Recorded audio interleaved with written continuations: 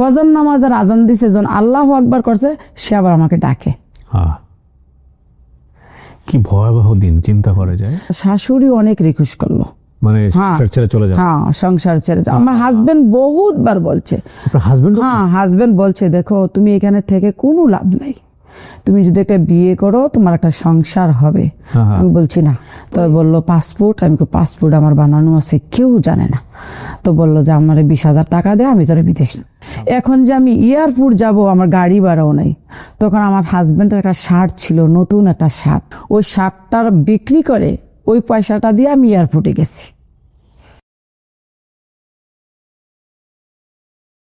আসসালামু আলাইকুম প্রিয় দর্শক এবং শ্রোতা, আল্লাহ সর্ব অবস্থায় আমাদের সবার মঙ্গল করুন, সবসময়ের মতো সেই প্রার্থনা জানিয়ে শুরু করছি প্রবাসীর অন্তর কথা।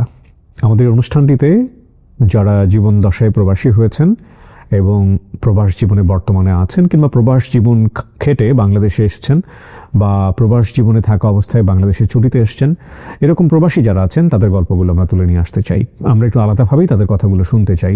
অনেক আনহার্ড স্টোরিজ আছে, যে গল্পগুলো আসলে আমাদের শোনা উচিত। কতটা ত্যাগের বিনিময়ে একজন মানুষ নিজের সমস্ত কিছু ছেড়ে ছুড়ে দিয়ে দেশের বিভুঁয়ে যান এবং সে কষ্টগুলো করে তিনি নিজের পরিবারের জন্য, দেশের জন্য পরিশ্রম করেন। আমরা চেষ্টা করছি অনুষ্ঠানটিকে আপনাদের সামনে বেশি বেশি তুলে নিয়ে আসবার জন্য, এবং আমরা বিশ্বাস করি দেশের বাইরে থেকে যারা শোনেন বা যারা আমাদের এই অনুষ্ঠানগুলোতে অংশগ্রহণ করতে চান, তারা কোনো না কোনোভাবে আমাদের সঙ্গে যোগাযোগ করবেন। আমাদের দেশের বাইরে থেকেই নাম্বারে ফোন দিলে আসলে ফোন রিচ করা যাবে না, তবে আমি বলবো আমাদের যে মেল অ্যাড্রেসটি আছে, আপনারা যদি আপনাদের ফোন নাম্বার দিয়ে মেল করেন, আমরা নিশ্চয়ই আপনার সঙ্গে যোগাযোগ করব। এটা আমি বলবো যে দেশে আসার পরে হলে ভালো হবে। দেশের বাইরে যারা বর্তমানে অবস্থান করছেন তাদেরকে তোমরা যোগাযোগ করে আনতে পারবো না, কারণ আমরা আসলে ওভারসিজ ইন্টারভিউ করি না, আমরা শুধুমাত্র স্টুডিওতে প্রেজেন্ট থাকা অবস্থায় ইন্টারভিউ করি। সুতরাং দেশে এসে আমাদেরকে নক দিলে এটা বেটার হবে। আমাদের মেইল অ্যাড্রেসটা আপনার স্ক্রিনে দেখতে পাচ্ছেন, sharemystory24@gmail.com। এছাড়া ফোন নাম্বারটি রয়েছে 09639887777। আপনার নামটা একটু বলেন। আমার নাম মোসাম্মদ রাহিমা। রাহিমা, বয়স কত? 40। জন্ম জেলা কোথায় আপনার? ব্রাহ্মণবাড়িয়া ডিস্ট্রিক্ট, কসবা থানা, গ্রামের নাম বেলতলি। কিছুদিন পর মারামারি হয় কেন এখানে?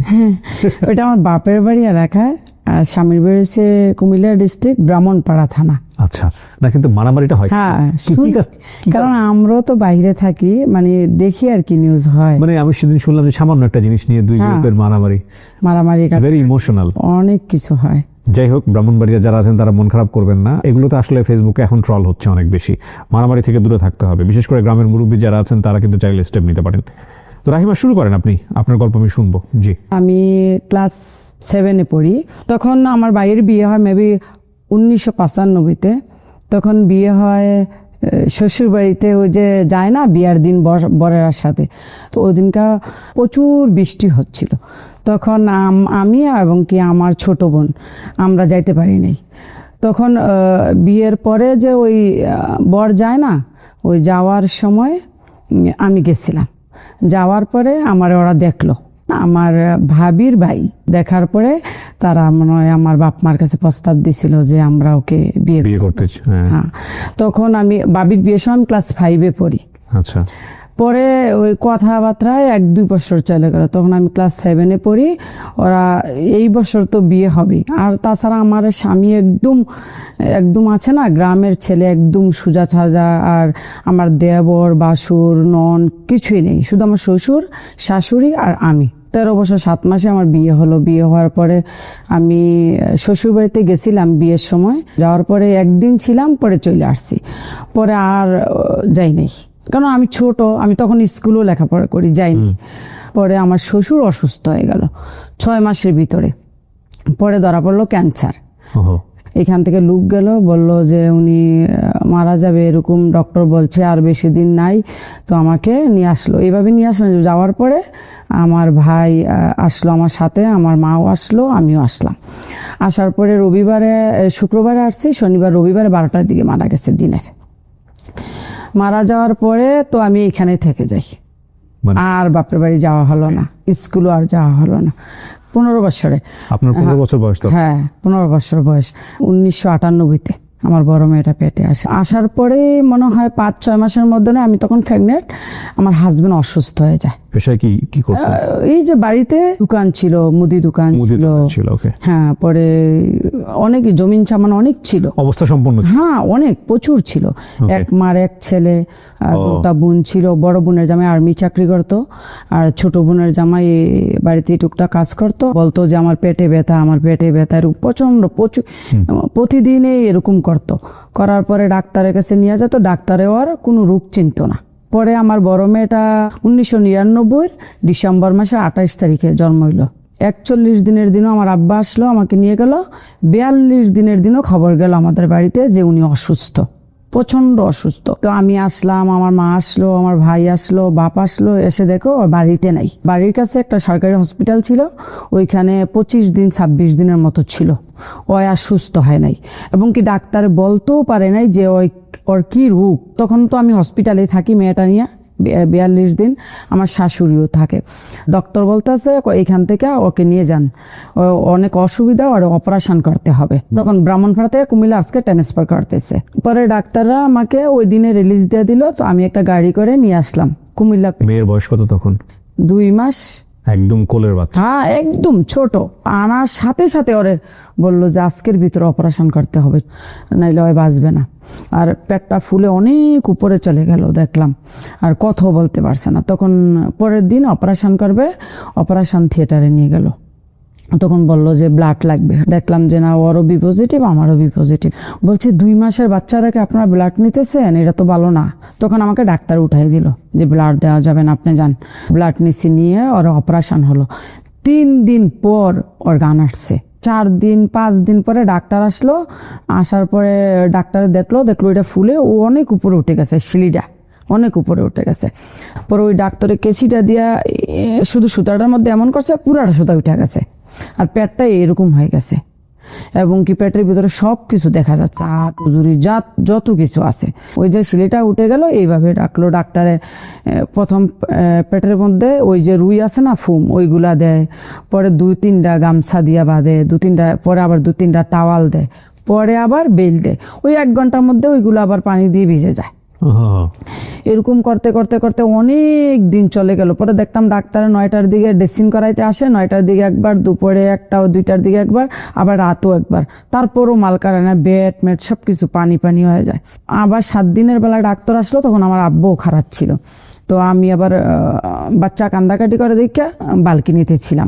2 মাসের বাচ্চা নেই? হ্যাঁ, আমি একদিনও বাড়িতে যাই নাই। বুঝে ওঠার আগেই সংসার, মানে প্রেম ভালোবাসা তো ডেফিনেটলি সেই বয়সে সে বুঝে না। তার আগেই তার সংসার শুরু হয়ে গেছে, তার আগেই বাচ্চা কাচ্চা, এবং তারপরে দায়িত্ব। দেখেন, আজকের এই গল্পটা ডেফিনেটলি এটা ওনার ব্যক্তি জীবনের গল্প। এই জিনিসটাকে ইন্সপায়ার করে একবার জাতীয়ভাবে চিন্তা করার কোনো সুযোগ নাই যে ডেফিনেটলি এত অল্প বয়সে বিয়ে হলেই সুখী হইতো। ব্যাপারটা এরকম না, অল্প বয়সে বিয়ে হওয়া অনেক দুর্ঘটনাও আছে। তো এটা ওনার জীবনে হয়েছে। তো এটা দিয়ে অনেক সময় গুরুজনরা এটা বলেন যে আসলে যে ভালো সে সব জায়গাতেই ভালো। ঠিক আছে, জি বলেন। তারপর পরে 7 দিনের দিনও ডাক্তার আসলো।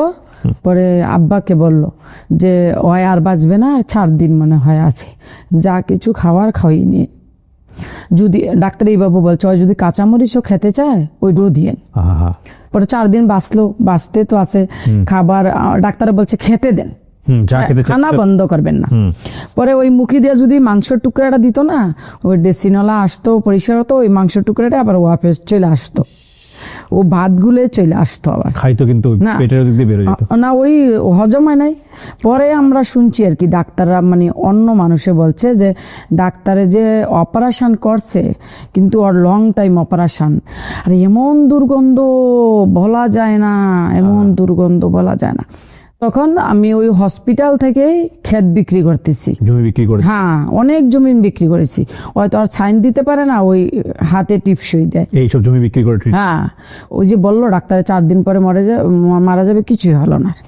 15-20 দিন পরে তো আমার শাশুড়ি বললো বাড়িটা একা আমি একটা ঘুরা দিয়ে আসি। আজকে রাতে এশার নামাজের পরে আমি ওষুধ দিতে গেছি, ওষুধ দেওয়ার পরে দেখি ও আর কথা বলে না, সবাই বলছে যে মরে গেছে। মারা যাওয়ার পরে তো হসপিটাল থেকে দৌড়ে আমার মামা শ্বশুর আবার হসপিটালে গেছে। আবার ফজর নামাজের আজান দিছে, যখন আল্লাহু আকবার করছে, সে আবার আমাকে ডাকে। কি ভয়াবহ দিন, চিন্তা করা যায় 2 মাসের একটা বাচ্চা নিয়ে। পরে আবার ওষুধ ভরে দিল, এরকম করে আমি একটা 9 মাস ছিলাম। 9 মাসের পরে হয়তো আর সুস্থ হয় নাই। আমি ডাক্তারে বললাম বাড়িতে আমি নিয়ে যাই, সবাইকে দেখো, খাওয়া বাতাস লাগুক। পরে ডাক্তারে বলে দেখেন আমি এত বড় রিস্ক নিতে পারবো না, আমি আপনাকে একদম বাড়ির জন্য বিদায় দিতে পারবো না। আপনি পারেন যদি আপনার এলাকাতে একটা হসপিটাল থাকে ওইখানে আপনি রাখতে পারেন। ওই যে প্রথম হসপিটালটায় ভর্তি ছিল জি। ওইটাতে আবার নিয়ে আসছি 9 মাস পরে। প্রায় 1-2 মাস আবার এখানে থাকলাম, মোট 11 মাস আমি হসপিটাল ছিলাম। থাকার পরে এই ডাক্তারে আমি বললাম আমার বাড়ি তো এখানে পাশেই, তো আপনি একটা কাজ করেন আমার বাড়িতে যাইতে দেন, আমি বাড়ির আলু বাতাসটা ওরা লাগাই, দেখি ও সুস্থ হয় কিনা। কয় ঠিক আছে, যদি আপনি নিতে পারেন নেন। তখন বাড়িতে আনলাম, ঘরের মধ্যে কেউ আসতে পারে না, গন্ধে এত দুর্গন্ধ।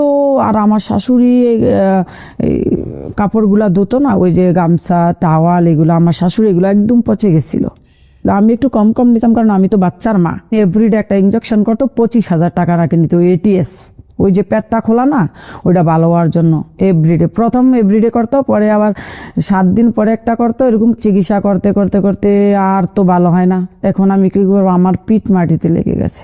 এখন তো আমি বাঁচতে হবে, আমার একটা মেয়ে আছে। 1 সালের কথা বলছি। পরে লাস্টের দিয়া একটু ভালো হলো, ভালোর দিকে যাওয়ার পরে 2002 সালের প্রথম দিয়ে আমার ছোট মেয়েটা পেটে আসলো। 21 দিন পরে ওর পেটটা ফুলে ব্রাউন কালারটা এই কালারটার মতো হয়ে গেল, পুরাটা পেট।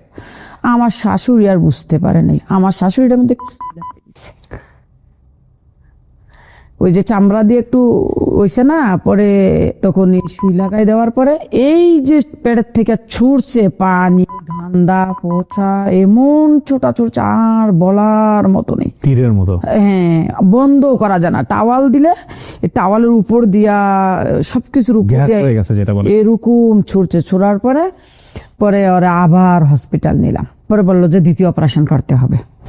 তো আবার জমিন বিক্রি করলাম, দ্বিতীয় অপারেশন করলাম।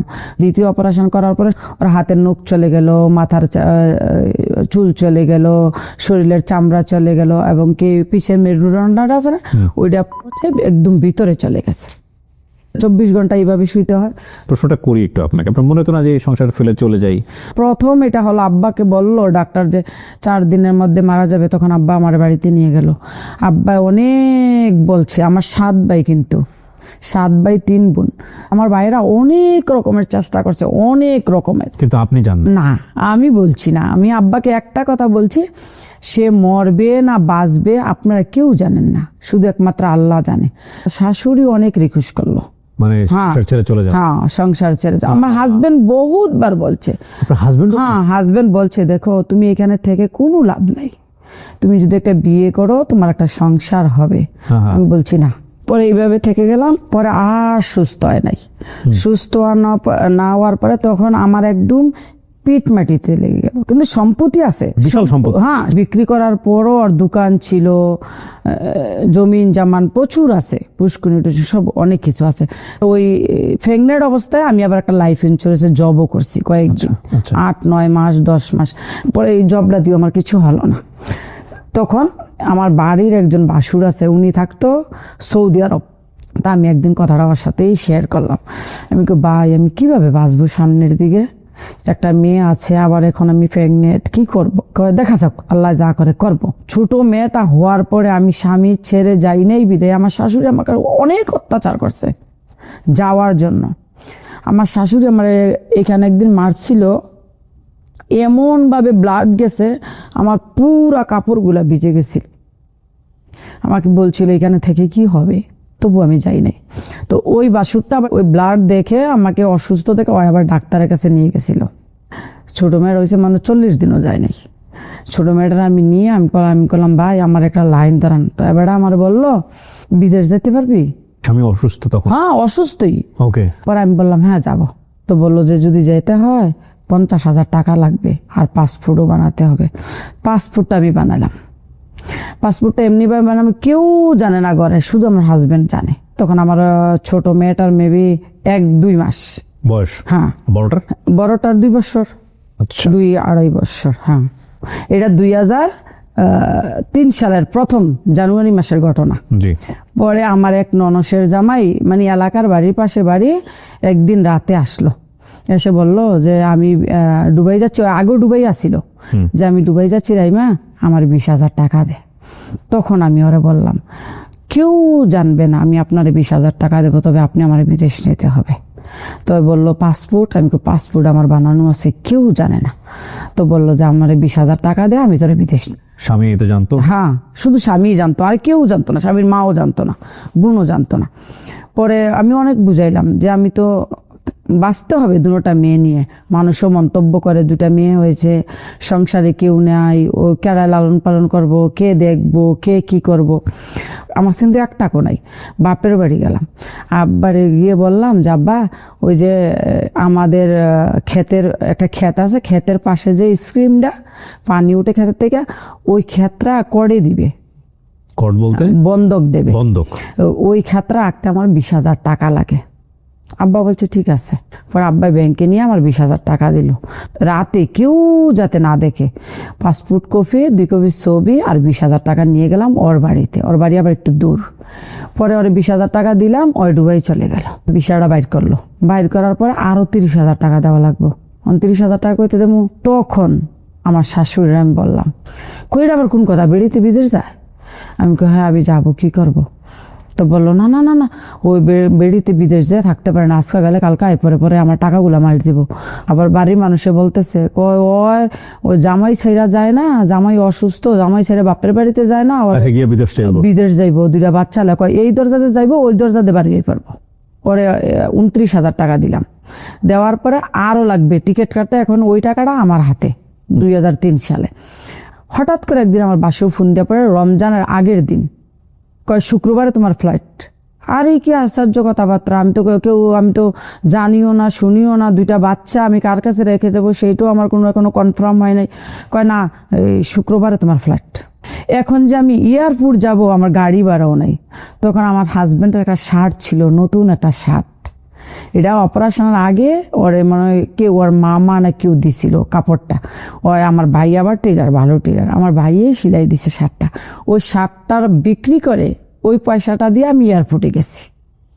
প্রিয় দর্শক, আপনারা হয়তো অনেকেই জানেন দ্য প্রিমিয়াম হোমস লিমিটেডের কন্ডোমিনিয়াম প্রজেক্ট সম্পর্কে। এটা ঢাকার আশুলিয়া মডেল টাউনের বি ব্লকে অবস্থিত আন্তর্জাতিক মানের সাশ্রয়ী কন্ডোমিনিয়াম প্রজেক্ট। এই কন্ডোমিনিয়াম প্রজেক্টের নিজের স্টুডিও অ্যাপার্টমেন্ট কেনা এখন খুবই অ্যাফোর্ডেবল। এখানে শুধু একটা অ্যাপার্টমেন্ট না, পুরো লাইফস্টাইল বদলে দেওয়ার মতো সুযোগ সুবিধা আছে, যেমন swimming pool, football turf, basketball ground, kids play zone সহ আরো অনেক সুবিধা। একটা নিরাপদ বাউন্ডারির মধ্যেই স্কুল, সুপার শপ, হাটের জায়গা, জিম সেন্টার সহ আরো অনেক কিছু। এবং খুব সহজে অল্প অল্প করে 4 বছর ধরে কিস্তির মাধ্যমে পেমেন্ট করার সুযোগ রয়েছে, যেখানে 600 স্কয়ার ফিট থেকে শুরু করে 1 বেডরুম এবং 2 বেডরুমের স্টুডিও ফ্ল্যাট অ্যাভেলেবল রয়েছে। যদি আপনারও একটা ছোট নিরাপদ নিজের ফ্ল্যাটের স্বপ্ন থাকে, তাহলে বিস্তারিত জানতে আপনি কল করুন স্ক্রিনে দেওয়া নাম্বারে। গিয়ে আমি বিদেশে গেলাম আমি দুবাইতে, এই বাচ্চা কাচ্চা রেখে। হ্যাঁ, তখন আমার বড় মেয়েটা 4 মাস বয়স, ছোট মেয়েটা, আর বড় মেয়েটা 2 বছর বয়স। বড় মেয়েটা ঘুমিয়ে গেছিল, আমার শাশুড়ি হাতে দিয়ে, আর ছোট মেয়ের নিয়ে বৃষ্টি, প্রচন্ড বৃষ্টি। তো আমি ছোট মেয়েটা নিয়ে শুয়ে পড়লাম। ও আবার দুধ খেতেছে, ও আর দুধ ছাড়ে না আমার থেকে।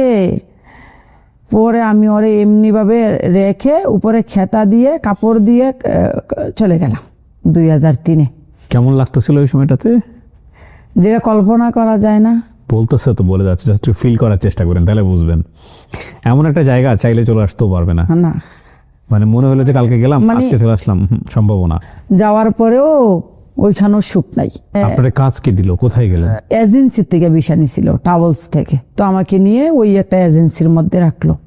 রাখার পরে এক আরবি মহিলা এসে আমাকে নিয়ে গেল। আমি তো আর আরবি বুঝি না ওই সময়, তো আমার ইংলিশে যাই আমি একটু বুঝি। সকাল উঠলাম, আমাকে বলল ঝাড়ু দিতে, পোছা করতে। বাড়িটা অনেক বড় বাড়ি ছিল, জঙ্গল ছিল, ওই অনেকগুলা বকরি ছিল, মুরগি ছিল। প্লেট দিত, বলতো কি মুরগির ডিম নিয়ে আস। ও মুরগির ডিম আনতে গেলে মুরগি আমার দৌড়াই দিত, আমি আসা পারতাম। আবার বলতো কি হাতে খেজুর দিত একটা বড় বলে, ওই ডিনা বকরি দিয়া ছাগল দিয়া, ওই দিতে গেলে ওই ছাগল আমার দৌড়াই দিত। মেশিনে কাপড় দে, ওই ধোয়া হয়ে গেলে বাইরে দিবি, আমি কাপড় নিয়ে বাইরে বসেই থাকি। ওয়াশিং মেশিন হ্যাঁ। ব্যবহার করতে জানতেন? হ্যাঁ, ও এরকম জানতাম না। বলতো ক্লিন করার জন্য, ক্লিন কাকে বলে এটাও জানতাম না।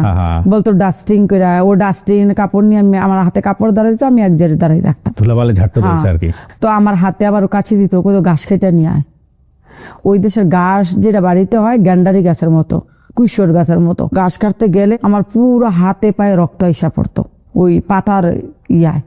তো আমি আসলে আর চাইতাম না। এরকম করে করে 25 দিন মাত্র গেছে। দেশ আমি ফোনও করি নাই। আমার বললো তোর কেডায় নিয়ে আসছে, দেশে কে নিয়ে আসছে? তো আমি যাই বলছি যে আমার ভাই বা ব্রাদার নিয়ে আসছে।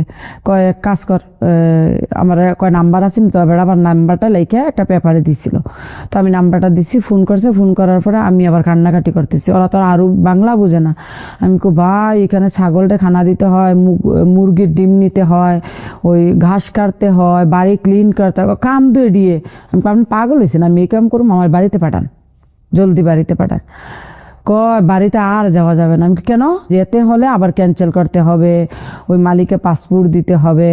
পরে শুনছি যে মহিলা আমাকে নিয়েছে, ওই মহিলা ওইখান থেকে এজেন্সি থেকে যে আমার আনছে, আমার 5-10 হাজার দিরহাম দিয়ে আনছে, কিনে আনছে, বিমান ভাড়াও আমারে দিছে, ভিসা দিছে, এভরিথিং দিছে। পরে আমি বললাম না, আমি আর থাকবো না, আমি কান্নাকাটি করি, আমি ওর ঘরে আর কামও করবো না। পরে আমার মেডিকেলও করাইছে ওরা ভিসা লাগানোর জন্য। পরে মহিলা এরকম দেখে আমি কাজ টাজ করি না, শুধু কান্নাকাটি করি দিন রাত। এই পুরো রমজান মাস শুধু আমি কোরআন শরীফ নিয়ে বসে থাকি। কোরআন শরীফের পানি আমার পুরা কোরআন ভিজে যায়। কিচ্ছু খাই না, ওই দেশের খানা খেতে পারি না, সাদা সাদা খানা, আর অন্য কিছু দেয় না। পানি দিয়ে কাঁকড়া রান্দা রাখে, দুধ দিয়ে কাঁকড়া রান্দা রাখে, পানির মধ্যে মাংস দেয় সিদ্ধ করে, পরে এটার মধ্যে চাউল দেয়, সবজি দেয়, সাদা সাদা, এটা কীভাবে খাওয়াও যায় না। ওই মহিলা যায় খানা বানাইতে, বলে এই কাইটা দিতে, ও ছুরি দিয়ে কাটা লাগে বুটে, ওইটাও জানতাম না আগে। পরে ওয়াশ করে দিতে বলে, সব কিছু ধুয়ে দিতে বলে, ওইটাও আমি করি না, আমি আমার ঘরে বসে থাকি। আমি মহিলার ডাইরেক্ট বলছি আমাকে দেশে পাঠাই দে। পরে আমার বাসুরে ওই ইচ্ছা করে মহিলায় ফোন করছে, মহিলা ফোন করে কয় কাজ কর, তুই আয় আমার লগে সাক্ষাৎ কর, দেখা কর। তখন আমার বাসুরে গেছে একটা গাড়ি নিয়ে, বললো কাজ কর, তুই ওরে নিয়ে অন্য খানো ভিসা লাগাই দে, আমি রাখবো না, আমি ট্রান্সফার করে দেবো। পরে আমি 25 তারিখ সকালে ঘুম থেকে উঠি, দেখি আরেকটা মেয়ে ইথিওপিয়া। হ্যাঁ, মেয়ে দেখলাম ভালো ঝাড়ু পোছা করতেছে। পরে আমার বাসুরে আসলো, দুপুরবেলা এসে আমাকে নিয়ে গেল। এরপর আমার বাসুরে আই না, এক মহিলা, এক মেয়ে ছিল এই আমাদের বাঙালিয়ে, রিনা কইরা নাম। তখন আমার কোনো মালিক টালিক ঠিক করে নাই, 1 সপ্তাহ রাখলো। তখন আমি পাগল হয়ে গেছি। ওই রিনা আবার ওই দেশে স্কুলে জব করতো, মাদ্রাসা বলে আর কি আরবিতে। সকালে যেত, দুপুরে আসতো, একা একা বাসায় থেকে বাইরে দিয়ে লক করে যায়। আমি কি ভাই আমার নিয়ে কোথাও চাকরি দেন। তো আমার বাসুরি কি করলো, একটা চাকরি আবার আরবির ঘরে ঠিক করে আমাকে নিয়ে গেল রাতের বেলায়। আমার বাসুর ওইখানে থাকে, ওই স্কুলে আমার বাসুরে চাকরি করে। ওই চাকরি করে বলে আমার এই যে মালিক আছে না, মালিকের ছেলে মেয়েরা চিনতো, নিয়ে আসছে। নিয়ে আসার পরে পরে মামারে দিল রাতের বেলা। মামা আমার পায়ে অনেক খুশি। ওয়ও মানে দুবাইয়ের মেয়ে না, এমারতের মেয়ে না, ওই ওমানের মেয়ে। ওই আমার আর বাপের আবার 3টা বউ, বড় বউয়ের 8 ছেলে 4 মেয়ে, মেজু বউয়ের 2 ছেলে 1 মেয়ে। আরবাব মানে আপনার মালিক যে ইনফ্লুয়েন্সার আর কি। পরে আমার এটা 3য় বউ, 3 নাম্বার বউ। ওর একটা মেয়ে আছে, আমি গিয়ে আবার ওই আমার ছোট মেয়েটার মতো পেয়েছি, 3 মাসের। পেয়ে আমিও খুশি, মামাও খুশি। ওই মানে হচ্ছে মালিকের বউরে আপনি মামা বলতেছেন? হ্যাঁ, ম্যাডাম রে মামা। ওকে। পরে ওই যে মালিক তো 3টে বিয়ে করছে, 3 রাত 3 জনের কাছে থাকে। আমি যে গেছি, আমার বয়স তখন 18 বছর 3-4 মাস। তো মামার বয়সটা আমি গিয়ে দেখলাম আমার চেয়ে কম। ওই আমার কাজের কথাও বলে না, খানা বানানোর কথাও বলে না, শুধু ওর সাথে বসে থাকা আর গল্প করা, আর ওই বাচ্চাটারে দেখাশোনা করা। হাউসমেটটা কিন্তু সকাল 5টা বাজে উঠতে হয়, আমি সকাল 11টা বাজে উঠলো, আমার কিছু বলতো না। আমি যে বাচ্চাটা এখানে রেখে গেছি 1 মাস হয়েছে, কিন্তু আমি এখনো আমার কোনো দুধ কন্ট্রোল হয় নাই। মামা বলছে তুই কতদিন হয় দুবাইতে আসছো? আমি কই 1 মাস 10-15 দিন। কয় এখনো তো দুধ যায় নাই? আমি কই না, আমাদের একটা বাঙালি দোকান ছিল, তো আমারে বললো ওই দোকানে গিয়া ওষুধের কথা ওষুধ দিব। ওষুধ দেওয়ার পরে আস্তে আস্তে আস্তে আস্তে আমার দুধগুলা চলে গেল। থাকলাম ভালোই, আমার কোনো গ্যাঞ্জাম নাই। এদিকে আপনি বাড়িতে মানে বাংলাদেশ না, যোগাযোগ আমি তো আর যোগাযোগ করি না, আমার হাতে মোবাইল নাই, কারো নাম্বার নেই, কোনো কিছু নেই। তো একদিন ফোন করে আমার হাজবেন্ডের চাচাতো বোনের মোবাইলে, ওর একটা মোবাইল আগের দিনও আছিল না, ওই যে মোবাইলের উপর একটা কলমের মতো ছিল, অ্যান্টেনা পরে ফোন দিছি রাইতে, কয় কে? আমি কে আপা আমি মিঞ্জুর মা রাহিমা। কই এই তুই বাচ্চা আসস? আমি কে হ আপা। মানে 2 মিনিট কত হয়েছে, আর হয় নাই। 6 মাস পরে আমি যে দোকানতে সামান আনতে যাইতাম গ্রোসারির থেকে, আমি আবার আরবি ভাষা 1 মাসের মধ্যে শিখে গেছি। আরবি আমি লিখতেও জানি, পড়তেও জানি। আমি বাংলাদেশেও মাদ্রাসার মধ্যেই আমি লেখাপড়া করছি। তো ওই দোকানে যে আসা যাওয়া ডেইলি করি, ওই লোকটা আবার কেরালার, ইন্ডিয়া। তো আমার জিগেলো যে রাইমা তুই যে এই দেশে আসস, বাড়িতে ফোন টোন করস? আমি কি না। পরে কয় তুই আমার এই মোবাইলটা দিয়ে ফোন কর। পরে নাম্বারটা নিয়ে গিয়া ওর ফোনে ফোন লাগাইছি, তখন আমার খালাতো ভাই উঠাইলো। আমি কে আক্তার ভাই আপনি ভালো আছেন নি? কয় আহিমা। আমি কয় রে খালায় খালুয়ে চিল্লে মরে যেতেছে, বলছে তুই বলে মরে গেছস। তো আমি কই কালকা এই টাইমে আবার আইনা রেখেন, আইনা রাখলে আমি কথা বলাম। কালকার দোকানে যাইতে পারি নাই। পরে ওই মা আর আব্বাই ওই নাম্বারে বারবার ফোন করে, ব্যাক করছে। হ্যাঁ ফোন করে। 2 দিন পরে আবার দোকানে গেছি, যাওয়ার পরে ওই যে বললো দোকানওয়ালা, রাহিমা তোর দেশের থেকে ফোন আসছিল, খালায় খালুয়ে অনেক কান্দাকাটি করছে, অনেকবার ফোন করছে, 3,500 টাকা ফোনওয়ালারে দিছে। ওই সময় 50 টাকা না 100 টাকা মিনিট নিত। তো ওই মোবাইল দিয়ে 10-15 মিনিট আক্তার বেড়ে ফোন দিলাম। আক্তার বে আমার মা বাপের ডাকাই আনলো, কথা কইলাম। তখন আমার মা প্রচন্ড কান্নাকাটি, তুই আসস না বাইছে? আমরা তো মনে করছি বাচ্চা নাই আর হিন্দা। পরে আমার হাজব্যান্ডেরও ফোন করলাম, তুমি আব্বা মারলো কথা কইছো নি? আমি হ্যাঁ বলছি। তো ওরা বলে তোমার ভাই বোনে বলে আমি নাকি তোমার কোনো বেচা দিছি না, মাইরা ফেলাই দিছি। অনেক কাজের মেয়েরা কি করতো, আটকেই রাখতো। মানে কাজের মেয়েরা ডুবাইতে গেলে চাঁদ সূর্যের মুখ দেখে না। কিন্তু আপনি যদি ভালো থাকেন, এমনও মানুষ নেই পৃথিবীতে যে আপনার ট্রাস্ট কেউ করবে, খারাপ চোখে দেখবে, যদি আপনার ইজ্জত আপনি বজায় রাখেন। ওই আমার বাসুর থাকতো, জাল থাকতো, ননদ থাকতো, যারা আমারে নিল। তো এই যে দুপুরে কাজটা শেষ হলে মামা আবার বাচ্চা নিয়ে শুয়ে পড়তো। মানে 2-1 দিন পরে পরে যাইতাম। আম্মা আব্বা বললো কি, রেহানার জামাই পাসপোর্ট করছে, রেহানার জামাই বিদেশ যাইব, আমার ছোট বোনের জামাই। তো আমি আমার এই বাসুরিকে কইলাম, ভাই আমার বোন জামাই আসবো, আপনি একটা ভিসা দেন। কইলো ঠিক আছে, 500 দিরাম দাও প্রথম। আমি ওই সময় চলে গেলাম ওমান গেলাম মামার সাথে। পরে ওই বোন জামাইয়ের ভিসা হলো, সে গেল দুবাইতে, আমি আর দেখলাম না। 2 বছর পরে আমার ভিসা শেষ, কন্ট্যাক্ট। পরে আমি আর বাপে কইলো, তুই মেডিকেল করে তোর ভিসা লাগাব। আমি আর বাপের লোকে প্রচন্ড বড় একটা ঝগড়া লাগাই দিছি। আমি কইছি আমি আর ভিসা লাগাবো না। আমি তখন আরবি জানি একদম ফুল, আমি আর ভিসা লাগাবো না। কেন? আমি দেশে চলে যাবো, আমার বাচ্চা ছোট ছোট। আমি একটা কাজ কর, তুই ভিসা লাগাই দেশের থেকে ঘুরে। আমি কই না, ওর বাচ্চাটা আবার চলতে পারে 2 বছর। এই করার পরে তো আমি বললাম ঠিক আছে ভিসা লাগাইয়া 3 মাস পর আমার ছুটি দিল। বাড়িতে যখন আসছি তখন মালিকের বোর করে 2য় বাচ্চা হয়েছে, 40 দিনও যায় নাই, 18 দিনের ছুটি দিছে আমারে। আচ্ছা। পরে আমি দেশের থেকে আইসা পড়লাম, আইসা আবার থাকতে লাগলাম। বাংলাদেশে গিয়ে 9 মাস থাকছি। তখন বাচ্চাটা বড় আপনি এসে কি দেখলাম জামাইয়ের কেমন অসুস্থ? ওই রকমই দেখলাম। জামাইয়ের দেখাশোনা করে কি ওই সময়টা? ওই শাশুড়ি দেখে। আমার শাশুড়ি ওই সময় আমার মতোই ছিল, 40, 45, 50 এরকম ছিল। তো ওই সময়টাতে কি টাকা পয়সা কিছু ইনকাম করতে? হ্যাঁ, অনেক টাকা ইনকাম। আমি তো ওই যে গেলাম 25 দিন ছিলাম, ওই মহিলা আমাকে 1 মাসের স্যালারি দিয়েছে। তো ওগুলো আপনি কি দেশে পাঠাই দিলেন? না, ওইগুলো আমার বাসুরের কাছে দিলাম, আমি বাসুরে দেশে পাঠাই দিল। আচ্ছা। আর ওই যে 2 বছর ছিলাম, আমার আর বাপে মালিক একসাথে মানে প্রতি মাসে টাকা দিত না, আমার 2 মাস 3 মাস পরে পরে পুরাটা বেতন একসাথে দিত। আচ্ছা, তো আপনি এটা ওই ভাসুরকে দিতেন, ভাসুর দেশে পাঠায়? হ্যাঁ, ওই সময় আমার বাসুরে দিতাম, ব্যাংক ট্যাঙ্ক আমি চিনতাম না, তাছাড়া আমি বাইরেও যেতাম না। পরে টাকাটা ওরাই পাঠাইতো, আমার টাকা কেউ মারতো না। পরে বাড়িতে দিত। পর 9 মাস পরে ম্যাডাম চলে যাবে ওমান। তো আমাকে আবার বলছে ওমান যাওয়ার জন্য। আমি ম্যাডামরে বুঝিয়ে বললাম, আমি তো ওই দিন আমি 18 দিনে চলে আসলাম, মেয়েটির ভালো করে দেখলামও না। তো এখন তুই ওমান চলে যা, আমি দেশে চলে যাই। ওমান যদি যায়, বাংলাদেশে হাউসমেট আছে, ও আবার ভালো কেয়ার করে। পরে আর বাপে টিকিট কেটে দিল। আমি 1 দিন আগে চলে গেলাম, ম্যাডাম 1 দিন পরে চলে গেল।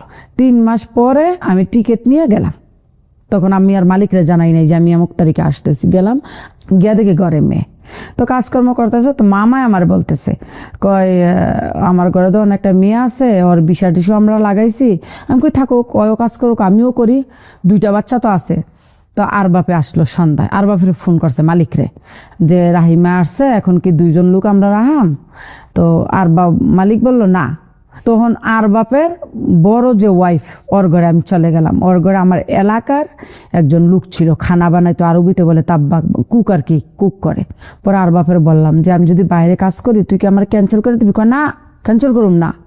আমি পাসপোর্টও তোর লগে রাখ, আকামও তোর লগে রাখ, আমার নাম্বারটাও লিখে রাখ, যদি কোনো পুলিশ সিআইডি তোর রাস্তাঘাটে ধরে তুই ডাইরেক্ট আমার ফোন লাগাই দিবি। আচ্ছা আচ্ছা, মানে ওরই অধীনে থাকবেন কিন্তু বাইরে কাজ হ্যাঁ, করবেন। বাইরে Okay. কাজ কর।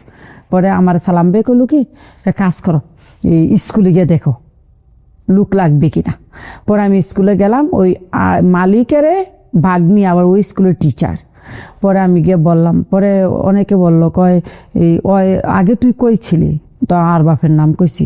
তোরা তো আরও রয়ে গেছে, আমার আর বাপ কিন্তু অনেক বড় লোক। পরে কাছে ঠিক আছে, তোরা আমি রাতের বেলা জানাই।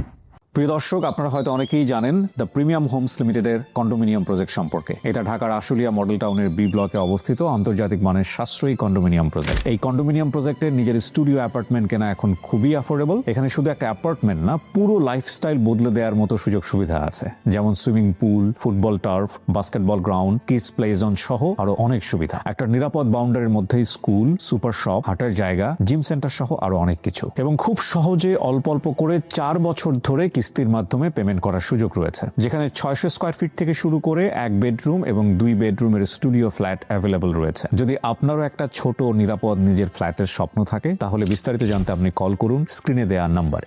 রাতের বেলা যারা তখন আমার কিন্তু মোবাইল নেই। পরে ওই আর বাপের ঘরের কাজের এক মেয়ে আরেকটা ছিল, ওইরও থুপিয়া। পরে ওর হাতের নাম্বারটা দিয়ে আসছি, আমি যদি কোনো কাজ হয় ওর নাম্বার আমার কল করবি। রাতেই কল করছে। আর বাপের বোনের মেয়ে বিয়ে দিছে ওই ঘরের জন্য, ওই মেয়ে আবার প্রেগনেন্ট, বাচ্চা হবে। পরে ওরা রাখছে, আমার এতদিন বসাই রাখলো, বাচ্চা হলো, আমি হসপিটালে গেলাম, বাচ্চা হলো। পরে আমি ওর লগে থাকতে গেলাম। ওর ঘরে থাকতে গিয়ে ওই যে আমি ম্যাডামের সাথে একা থাকছি, ঘরে ড্রাইভার ছিল না, কুকের কোনো লোক ছিল না, আমি একা, ম্যাডাম একা, আমি তো আর বাইরের জগৎটারে দেখি নাই। এই ঘরে আবার 2টা মেয়ে আছে, আপনার হায়দ্রাবাদ আন্ধ্রার, একটা আছে খানা বানা নজরুল করে নাম, চিটাঙ্গের, আর একটা আছে মনির, ওই মনে হয় নোয়াখালীর ড্রাইভার। তো দেখতেছি ওরা কেমন একটা রিলেশন, আমার ওইটা দেখে আর ভালো লাগলো না। বাচ্চাটা হলো 10-15 দিনের মধ্যে এগুলো দেখলাম, আবার দেখলাম যে ছোটো মোটো একটা ঝগড়া হয়ে গেল ওরার মধ্যে। গ্যাঞ্জামটা দেখে আমি আর এখানে থাকবো না। আমি ওই পরের যে আর বাপের বোন, ওরে বললাম যে আমি এখানে, কেন? আমি কই না থাকবো না, আমার পাসপোর্ট দিয়ে আমি চলে যাবো। আবার রিটার্ন গেলাম আর বাপের ঘরে। পরে আর বাপের জিজ্ঞাসা করলাম, আমি কি থাকবো তোর ঘরে রাখলে রাখ, নাইলে আমি আমার বাংলাদেশ পাড়াই দে। কয় না রাহিমা, অসুবিধা নাই, তুই চাকরি কর। আমি কই করবো? কয় বাইরে কর। আমার বলছে তুই বললাম ভিসা ক্যান্সেল করিস না। হ্যাঁ ভালো নয়, তো আবার যাওয়ান লাগে। তখন থেকে আমি আর ওর কাজ করি না, আমি পার্ট টাইমে 2-3টা কাজ করি, আমার ভালো টাকা ইনকাম হয়। কয়ে কাজ লাগাইছি, এই ঘরের কাজ। এরকম চলতে চলতে অনেক দিন চললো, ভালো ইনকাম আমার হইতেছে। হঠাৎ করে একদিন আমার খালাতো ভাই থাকে ইটালি, ছোট খালার 5 ছেলে ইটালি থাকে। তো বড় ছেলে যে বিয়া করছে, ওর শাশুড়ি আবার দুবাই থাকে, মেইন শহরে, এই যে এখন 165 তলা বিল্ডিং এটার পাশে। তো ওর ছেলে গেছে বাংলাদেশ থেকে, তো বললো যে রাইমা আমরা কাছে আসো। তো আমি বললাম যে কে লেগা মা? ওই কইল কি জহিরে মেডিকেলে আনফিট হয়েছে, দেশো যাইব গা, সামান টামান যদি দাও আইয়া দিয়া যাও, আইও। তো একদিন আইলাম, আইয়া দেখলাম আইরে বাংলাদেশি মায়া পান অভাব নেই। ওরা রুম নিয়ে থাকে, একটা রুমে 4-5 জন মেয়ে থাকে, বেড প্লিজ নিয়ে। তো আমি বললাম যে মা ওই এডি যে থাকে পুলিশে ধরে টরে না? কয় না, ওরা পার্ট টাইমে কাজ করে থাকে। তা আমি কইলাম কি আমি আসলে আমার একটা চাকরি দিতে পারবেন? ওইখানে তো 2-3 জায়গাতে কাজ করা লাগে। কয় হ্যাঁ তুমি আসো। পরে আমি গেলাম, গিয়া মালিকের তে কইয়া বুঝাইয়া আমি চলে আসলাম। আইয়া পরে আমার কি করলো, ওই মাউয়ে ওই দেশে আবার নিউজ পেপারে অ্যাড দেয় মেডের জন্য। হ্যাঁ, তো দেওয়ার পরে তো আমি কি ব্রেকফাস্ট লেগে না কি লেগে নিচে গেছিলাম, পরে একটা নিউজ পেপার আনলাম, আইনা দেখলাম একটা অ্যাড দিয়ে রাখছে। ওই ম্যাডামের নাম্বারে আমি ফোন করলাম, পাকিস্তানি ম্যাডাম। তো আমার বললো তুমি আসো ইন্টারভিউ দাও। তো গেলাম, ইন্টারভিউ নিল ভালোই। পরে বললো আমার ঘরে কোনো কাজ নাই, শুধু একটাই কাজ, ওর শ্বশুরের, ওই আমার হাজব্যান্ডের মতো, ওর শ্বশুরের এই হাতটা একটু নাই, এমনি থাকে, সবসময় এমনি থাকে, এই হাতটা নাই। আর এই হাতটার মধ্যে শুধু বড় বড় প্রথম দেখাইছে না, দেখাইছে এই আমার ঘর এইখানে থাকবি। ওর শ্বশুর আর দেখায় নাই যে আমার ঘরে একটা মেয়ে আসে ঝাড়ু পোষা করে আর বর্তন টর্তন ধুয়ে যাবে। ঠিক আছে, তো আমি কেন থাকবো? বলছে তুই থাকবি ঘরে, দেখাশোনা করবি, আমি সামটাইম বাইরে যাই। ওই আমার ওই যে মালিক এ পাকিস্তানি বিরাট বড় লোক, ওই দুবাইতে আপনি চিনবেন রয়্যাল মেরিডিয়ান, লি মেরিডিয়ান, গর্নার হাউস, 3টা 5 স্টার হোটেলের ম্যানেজমেন্ট ডাইরেক্টর। ওকে। তো সবাই বললো যে তোমার দান এবার লাগছে। তো আমি গেলাম, পরে আমার দেখায় নাই, রাইতে ওই মাঝখানে রুমটা খুলে দিল। ওর শ্বশুর দেখলাম। আমি আবার ওই সময় হিন্দি জানি না, ইংলিশ জানি ফুল, আরবি জানি। আরবিতে কথা বলি, ওই ম্যাডাম জানে না, ম্যাডাম আবার হিন্দি জানে আর ইংলিশ জানে। পরে অনেক নাম দাম দেখলাম বসের, মিস্টার আজার চৌধুরী, মারা গেছে এখন, বাচ্চা বাচ্চা নেই আর। হ্যাঁ, পরে আমারে বললো মানুষে, ওই ওর ঘরে আসা যাওয়া করে মানুষ, আর স্যার স্যার বলতেছে। পরে গিয়ে দিই, ওর শ্বশুরের আগে পিছে 2টা নার্স আছে। একটা নার্সের স্যালারি ডুবের 10,000 12,000 দিরাম করে, অনেক টাকা, অনেক টাকা। রাইতে ওরে দেখাইলো আমারে, তোর শুধু কাজ, ওয়ান টাইম পরোটা আছে ফ্রিজে, এই পরোটা 2টা গরম করে দিবি, চা বানাই দিবি, আর দুপুরবেলা ওরে খানা দিবি, রুটি বানাই 2টা রুটি দিবি, খানা দিবি, সন্ধ্যায় খানা দিবি। আর ওর মেডিসিনগুলো তো নার্সারা দেখে, সব কিছু নার্সারা, সব নার্সে ড্রাই চেঞ্জ করে, সব কিছু করে। আর আমি শুধু ওই শুয়ে থাকে, এখানে আমার বসা থাকা লাগবে। আমি পানি দিই ওর মুখে, পানি খাওয়ালো এরকম করতে করতে ওরাও আমার অনেক পছন্দ করলো। স্যারের একদিন ডাইকে চাই না, স্যারেরা বললো ইশারা দেয়, কথা বলতে পারে না, এখানে বসতো বললো। স্যারের হাতে ধরলো, পরে আমার হাতেও ধরলো, এটা তোর হাতে উঠাই দিয়ে গেলাম, এটা তোর বোন। ওই শ্বশুরে বলল? হ্যাঁ, শ্বশুরে বললো, যা সেবা করছে না। হ্যাঁ, বইলা ওই কান্দা করে দিল। পরে আমার রাখতে রাখলো। পরে আমিও থাকলাম 1 বছর। পরে কি করে, ও বাবারে পার্কে নিয়ে যায় বসের বাপেরও, তো আমিও সাথে যাই, গিয়ে আমিও ওরকম সোফায় বসা থাকি। তো একদিন বসে বললো, একদিন যদি সিআইডি পুলিশ চেক করে, আইডি চেক করে, দেখবো তোর ভিসা নাই আমার, তখন আমার 50,000 দিরাম ফাইন হইব, তোর 5 বছরের জেল হইব। তুই এটা কাজ কর, ওইখান থেকে ভিসাটা ক্যান্সেল করে নিয়ে আমি ভিসাটা লাগাম। পরে বিষয়টা আমি এক রাইতে ওইখানে গেলাম ক্যান্সেল করতাম। আমি আর বাপের সাথে 1 বছর কোনো যোগাযোগ করি নাই। ওকে। তো আর বাপ মনে করছে, মালিক মনে করছে আমি আর আসবো না। পরে আমারে বললো কি সকালে দিব। তো সকালে বললো গাড়ির মধ্যে দেবো। বোয়ার পর যাইতে আছে গাড়িতে যাও গেদি এক ইমিগ্রেশন লেগে গেছে। পরে কয় তোর পাসপোর্ট আনে। পরে আমি গেলাম, আমার তো সব আটকে ফেললো এরকম একটা রুমে, এখানে তোর পাসপোর্ট। পরে পুলিশে বললো এই তুই আর বাপের করতে বাগিয়ে গেছিস কারুবিতে? আমি না আমি তো বাগি নাই। তো কয় আর বাপে তোর ব্ল্যাক লিস্ট করে দিছে। আমি না আমি বাগি নাই। পরে ওই চলে গেছে, আমরা নামাই দিয়ে চলে গেছে, কিন্তু ওর নাম্বার আছে আমার কাছে। পরে এক পুলিশ আমার হেল্প করলো, তুই আমার সাথে আয়, ওইখানে বড় আরবিতে কয় মুদির, ও একটা টেবিলে একটা রুমে আসা বসে। তারপরে আমি গিয়ে বলছি এটা সত্য, আমি বাবা আমি ভাগি নাই, ওই আমার বিষা ছিল, ওই ঘরে রাখবে না, লোক দরকার নাই, প্রয়োজন নাই। সে আমাকে বলছে বাইরে কাজ করার জন্য, আমি বাইরে কাজ করছি। এখন আমি ওর বিষয় আর থাকবো না, আমি ক্যান্সেল করবো। আমি ক্যান্সেল করার জন্য আসছি, ও আমার নিয়ে আসছে। করে ফোন কর। পরে ফোন করছে পুলিশে, ফোন করে তুই কই? আমি তো চলে আসছি। অফিস আই রিটার্ন আয়। পরে আইসে আনে কয় তুই ওরা তামিল দিলি কিনা? কয় বাগিয়ে গেছে গা। আমি কখনো বাগি নাই, তুই যা ওরা গ্রামের মানুষের তুই জিজ্ঞাসা কর, আমি বাগি নাই। ব্যাপারে আমার জিজ্ঞাসা তুই ওর কাছে স্যালারি পাস? আমি হ্যাঁ আমি 2 মাসের স্যালারিও পাই। 2 মাসের স্যালারি রাখে আনে। তো আরবি বলছে আমার কাছে তো পয়সা নেই। তোর পাসপোর্ট কই? আমার কাছে। পুলিশে আমার কাছে টাকা আছে, পাসপোর্ট দে। যখন তুই টাকা নিয়ে আসবি তখন তোর পাসপোর্ট নিয়ে যাবি, তোর পাসপোর্ট এখানে থাকবে। সে একটা পুলিশ, সে রিটার্নে আসছে। সেই দেশের কানুন কিন্তু অনেক শক্ত যদি বুঝা মানুষে থাকে। পরে আমার বললো পুলিশে, তুই একটা কাম কর, তুই ওইখানে গিয়া ওর নামে একটা অভিযোগ কর। আমি অলরেডি অভিযোগ লিখছি, শুধু আমি জমা করবো।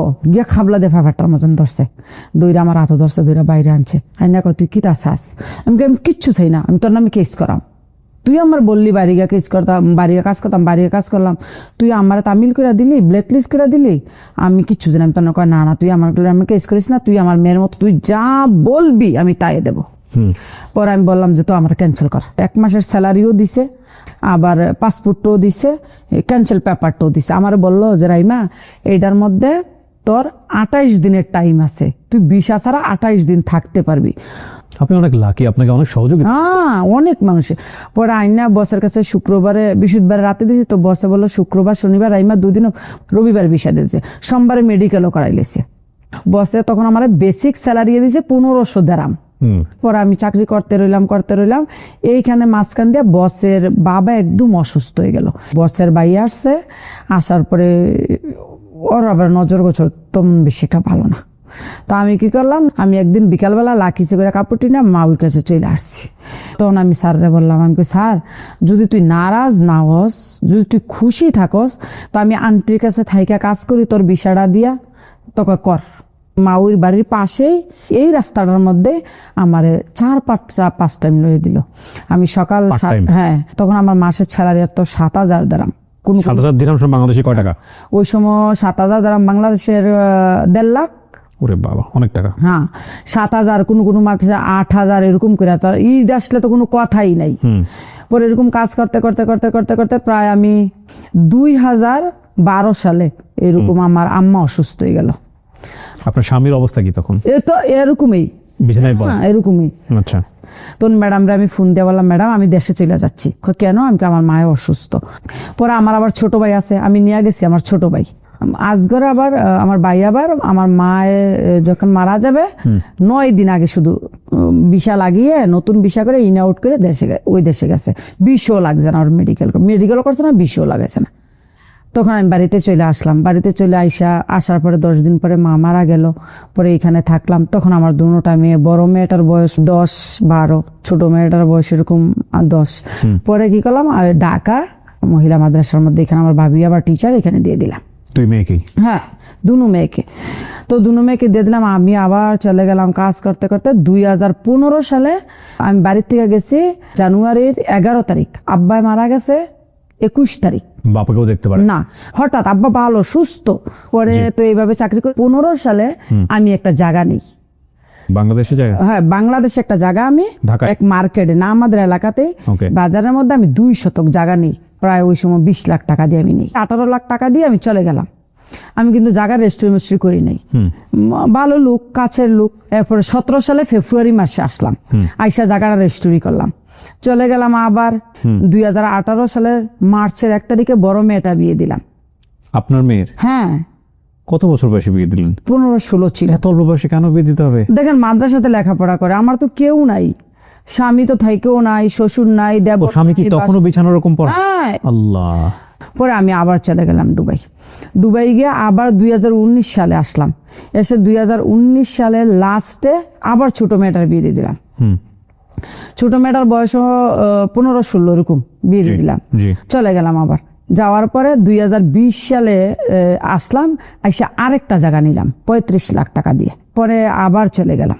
আল্লাহ দিলে আমার ইনকাম আছে, মাসে 2 লাখ 2.5 লাখ, ব্যাপার না। মানে ওটা করতেছেন, এদিকে স্বামীর চিকিৎসা করতেছেন, সংসার চালাচ্ছেন, মেয়ে বিয়ে দিচ্ছি, জায়গা জমি করছি। বাড়িতে একটা গড় টিন সেট দিয়ে একটা বিল্ডিং ও করছি, 2 বেডরুম হল দিয়ে। পরে আবার 2024 সালে আসলাম, আইসা আরেকটা জায়গা নিলাম 42 লাখ টাকা দিয়ে। 40-42 লাখ টাকা দিয়ে নিলাম। প্রথম যে জায়গাটা নিলাম, এই জায়গাটার প্রাইস এখন অনেক বেশি, শুধু বাড়তি আছে। 20 লাখ টাকা দিয়ে কিনছি, এখন আমি বিক্রি করলে 50 লাখ টাকা বিক্রি করতে পারি। এখনো কি মানে পার্ট টাইম জব গুলো করেন? না, এখন আর পার্ট টাইম করি। এখন টুকটাক বিশার কিছু কাজ করি। করোনার পরে অনেক লোক নিছি, আমি করোনার আগেও নিছি। ওই পাকিস্তানি যে ফ্যামিলিতে ছিলেন ওখানে তো এখন আর নাই? না, ওইটা তো নাই। ওই যে বাবা মারা গেছে কখন, ওই মারা যাওয়ার পরে ওখান থেকে বের হয়। ওইখান থেকে ওই যে বললাম না স্যার রে, যে এই আব্বা তো এখন আর সুস্থ না, কথা বলে না, খানা খায় না, তো আমি তোর বিষয়ে বাইরে কাজ করি। ওইখান থেকে যে বেরিয়ে গেলাম 2012 সালে, আমি আর ওর কাছে আসি নাই। পরে বসও মারা গেছে। এখনো আপনি দুবাইয়ে কাজ করেন? হ্যাঁ। কোথায় কাজ করেন এখন? এখন দুবাই জুমেরা, মানে অফিসের হেল্পিং হ্যান্ড কাজ করেন? হ্যাঁ। এবং পার্ট টাইমে একটা জব করি আমি স্কুলে, 4 ঘন্টা জব করি। ওইখান থেকে আমার প্রতি মাসে 2300 দিরহাম আসে। কত বছর যাবত দেশের বাইরে? 24 বছর। কি পেলেন, কি হারালেন? টাকা হয়েছে, কিন্তু লাইফ তো আর পাই নাই। স্বামীটা কোথায় এখন? আছে বাড়িতে, বিছানায় ওইভাবেই? না, এখন একটু ভালো। একটা দোকান আছে, ওই যে ছোটখাটো একটা চা পান নিয়ে বসে থাকে। মেয়ের জামাই না? ছোট মেয়ের জামাই আমি নিয়েছি দুবাই। হ্যাঁ, 5 স্টার হোটেলে। ওই যে আমার বসের হোটেল ছিল, ওই হোটেলে জব করে, 5 স্টার হোটেল। চাকরিও দিয়ে দিয়েছেন। এবং বড় জামাই মালয়েশিয়া আছে। বাবা যে বলছিল, ভাই যে বলছিল সংসার থেকে বের করে নিয়ে গিয়ে একটা নতুন জীবন দিবে, ওইটা কি ভালো সিদ্ধান্ত ছিল? এই যে কষ্টগুলো করলেন, কষ্টগুলা করেছি, ওইটাও আমি মনে করি যে এক দিক দিয়ে ভালো ছিল, আরেক দিক দিয়ে ভালো ছিল না। কারণ আমার তো মেয়ে ছিল, আমার মেয়েগুলা কোথায় যেত? পেটে ধরে মা হওয়া যায়, সেটা বায়োলজিক্যাল মাদার বলে, কিন্তু মা বা বাবা হওয়ার ব্যাপারটা নির্ভর করে মস্তিষ্কে। যেমন ধরেন এই যে ভদ্রমহিলা যিনি আজকে গল্পটা বলে গেলেন, ওনার গল্পের মূল জায়গাটা আসলে এটাই যে আমার 2টা মেয়ে আছে, সুতরাং আমি আমার জামাই কী অবস্থায় আছে সেটা বড় কথা না, আমার 2টো মেয়ের জন্য দায়িত্ব কাঁধে তুলে নিতে হবে। যিনি জীবনে কোনোদিন দেশের বাইরে যান নাই, তিনি জামাইয়ের একটা শার্ট বিক্রি করে 150 টাকা দিয়ে এয়ারপোর্টে গেছেন এবং পরে তিনি জানতে পেরেছেন তাকে কিভাবে নেওয়া হয়েছে টিকিট, এগুলো সে জানতেনও না। এবং তার যে সিনেমাটিক গল্প, এর চেয়ে অনেক সিনেমাটিক গল্প বিশেষ করে প্রবাসী যারা আছেন তাদের অনেকের জীবনে আছে। আমরা এই গল্পগুলো একটু তুলে নিয়ে আসতে চাই একটা দায়িত্ববোধের জায়গাটা থেকে। এই যে এত এত রেমিটেন্স, যে রেমিটেন্সের উপরে বাংলাদেশের অর্থনীতি দাঁড়িয়ে আছে, যে রেমিটেন্স একটু এদিক ওদিক হলে বাংলাদেশের অর্থনীতি কেঁপে যায়, পুরো বাংলাদেশ কেঁপে যায়, সেই সব মানুষদের গল্পগুলো একটু আমাদের জানা উচিত যে কত বড় বড় স্যাক্রিফাইস, পরিবারের ক্ষেত্রে স্যাক্রিফাইস, নিজের জীবনের স্যাক্রিফাইস, এবং এই স্যাক্রিফাইস করার পরে গিয়ে তারা তাদের পুরো জীবনটা দিয়ে এই দেশ গড়ার কাজ করেন, পরিবারের কাজ করেন, এবং পুরো বাংলাদেশটাকে তারাই আসলে এগিয়ে নিচ্ছেন। এই মানুষগুলোর গল্পগুলো আপনাদের সামনে আনতে চাই, সম্মানের জায়গা থেকে আনতে চাই, অনুভূতির জায়গা থেকে আনতে চাই, উপলব্ধির জায়গা থেকে আনতে চাই। সো প্রিয় দর্শক এবং শ্রোতা, আজকের এই রাহিমার গল্প দিয়ে একটা জিনিসই বলতে চাই, এরকম অসংখ্য রাহিমা আমাদের বাংলাদেশ থেকে গিয়ে বিদেশ বিভুঁয়ে নিজের জীবন ত্যাগ করে, নিজের জীবনের মায়া ত্যাগ করে সংসার গোছানোর কাজ করেন, দেশ গোছানোর কাজ করেন। এদের প্রতি সম্মান যেন কখনোই না কমে। আপনি যদি মনে করেন যে আপনারও একটা গল্প আছে যেটা বাংলাদেশের মানুষের কানে পৌঁছে দেওয়া উচিত, তাহলে আপনি আমাদেরকে মেইল করতে পারেন। আমাদের মেইল অ্যাড্রেস হচ্ছে sharemystory24@gmail.com। আর বাংলাদেশে অবস্থান করে থাকলে আপনি আমাদেরকে একটা ফোনও করতে পারেন। আমাদের ফোন নাম্বার হচ্ছে 09639888777। আজকের মতো এখানেই শেষ করছি। ভালো থাকুক আমাদের সব প্রবাসীরা। অনেক অনেক বেশি দোয়া। আসসালামু আলাইকুম।